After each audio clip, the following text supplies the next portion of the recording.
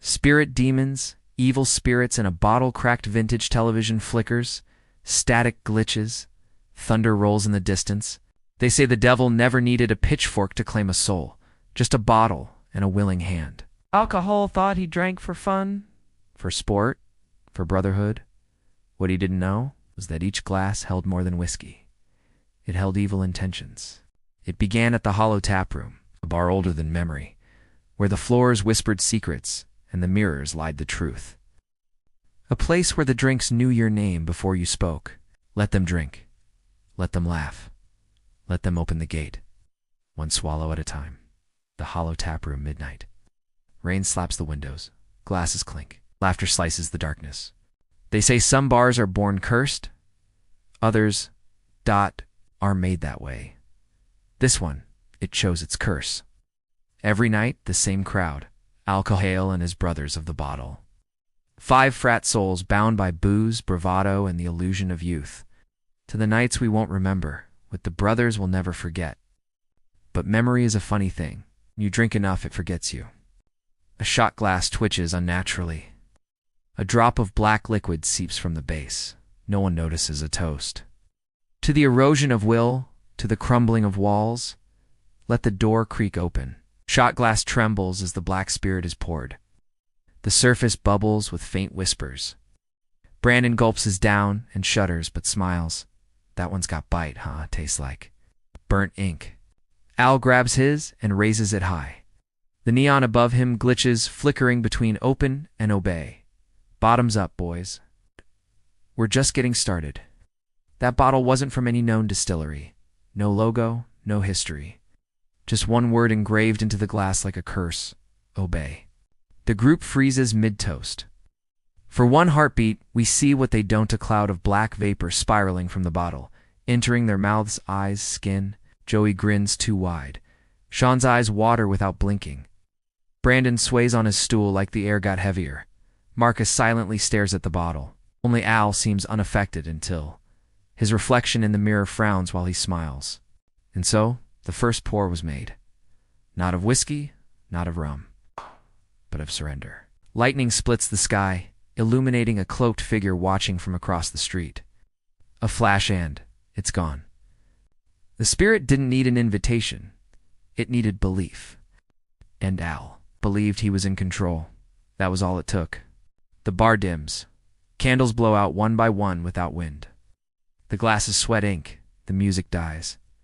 The jukebox melts into static. This is how it begins. The bottle touches the blood. The soul bubbles. The gate swings. Al suddenly clutches his neck just for a second. A cold ripple down his spine. Shakes it off and forces a laugh. You guys feel that? Room just got cold as hell? Yeah, hell. The bartender's gone. No one saw him leave. No one says a word.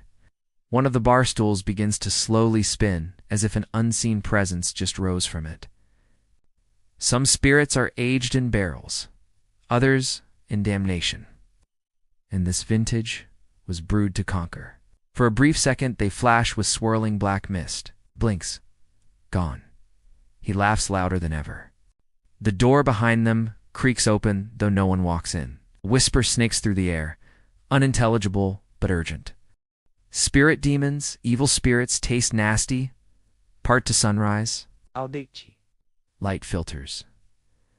Light filters into the hollow tap room, as if forced. Dust dances like dead skin in the beams. The bar is eerily clean. To clean. The bottle sits still. No sound. No echo.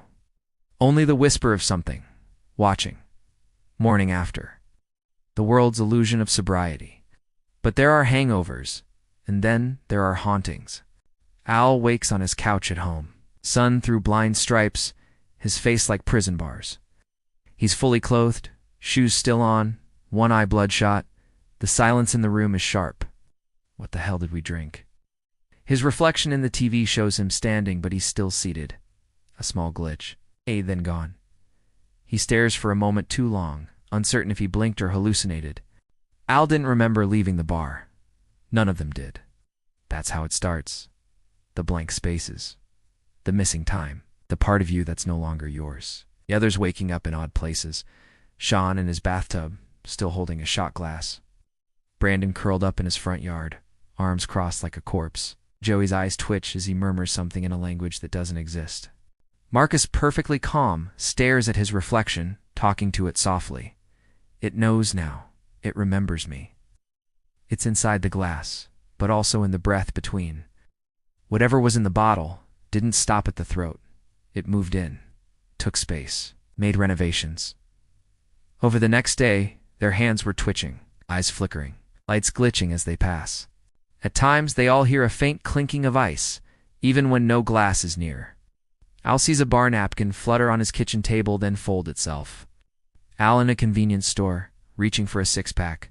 As his hand gets close, the cans shiver and hiss. The aisle darkens. He jerks back. His reflection in the freezer door grins without him. Oh, okay? Nope, not today. For the first time, he hesitated. A king uncertain. A crack in the throne. Later that night, a meeting. The boys gather again, less confident, more shaken. The bar is avoided. They meet at Marcus's house. Lights off, curtains drawn, phones off, mirrors covered. Guys, something's wrong. I haven't stopped hearing that sound. Sounds like bottles clinking in my head. I thought I was dreaming, but I saw the bartender in my mirror. He smiled and his teeth were corkscrews. I woke up with glass in my mouth. No cuts, just ... glass. It's the bottle. It marked us. We let it in. The spirits want to pour themselves through us like vessels. Denial dies fast when the truth taps your shoulder. They weren't drunk anymore, but they weren't sober either. They were. Infected. On the wall behind them. A shadow stretches across all their backs, but there's no one there. The air pulses once like a breath not taken by any of them. Now we distill the fear. The fermentation begins. Spirit demons, evil spirits, taste nasty. Part 3. Marcus's house. Night grows deeper. Outside, the wind shrieks like a dying flute. Inside, the boys light a circle of candles. In the middle, the empty bottle. Every drink has an aftertaste. Dev, every deal a payment, and every possession a price. The bottle rattles. The shadows behind each boy twitch like puppets on strings. Al stares at the bottle, then speaks with a voice that doesn't sound entirely like his own. We finish it. Or it finishes us. The candles flicker violently. Joey's eyes roll back for a moment, and he mutters in tongues. Sean holds his chest, feeling his heartbeat sync with the pulsing of the bottle. Brandon starts to weep, but black tears trail down his cheeks. Marcus remains eerily calm, placing a finger to the bottle's neck. It remembers. Every pore, every soul it swallowed. It's been here before. We're not the first. Visions of past drinkers through decades, flappers in the 1920s, soldiers in World War II, stockbrokers in the 1980s, each consumed by the same spirit. The bottle, ageless, passed hand to hand like a cursed heirloom. Evil doesn't age. It just matures, deepens, refines its bitterness. Suddenly, the room grows unbearably cold. Frost forms on the bottle. A low growl rises, not from any one direction, but all of them. The shadows stretch toward the ceiling, elongating and forming twisted humanoid shapes. One leans toward Al, whispering his name. Al, you open the gate. I'll be the key. Al stands, possessed or empowered in clear. His eyes flicker again with the swirling mist. He holds the bottle aloft, then smashes it against the floor. The glass shatters, but the black liquid doesn't spill, hovers, shape-shifting, whispering, breathing. But spirits don't die. They just change bottles. Candlelight flickers violently. The empty bottle pulses faintly. A low hum trembles beneath reality, almost like a growl made of silence. Some spirits age in oak, others in agony. And this bottle, it brewed in the hollowed soul of a forgotten god. Brandon reaches toward the bottle. His hand trembles. The glass shifts away without moving, like time skipped over it. He jerks back. It moved. I swear it moved. None of this makes sense. Spirits don't haunt bottles, they haunt people. Exactly. The bottle's not cursed. We are. A gust of wind slams into the house, but no windows are open. Candles flicker wildly. Sean gasps, clutching his chest.